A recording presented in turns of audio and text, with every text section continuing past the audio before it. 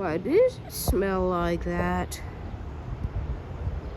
H. Boken. Let us see what we're leading with. Well, if it's a Jeep, anything without an E-bell, so maybe it's a Jeep, because honestly, if it's a PLAC 42, I'm gonna start getting tired of those things. I see those like every day. They actually started getting rare a little bit after COVID. Like, you would barely see them, but now they're like running every day. Somebody just walked across the tracks. Mom, somebody just walked across the tracks. Jeez.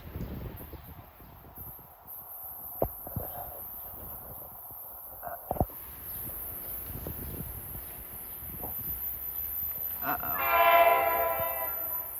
Bruh, it's an ALP 45. I'm gonna destroy this thing. I hate these so much.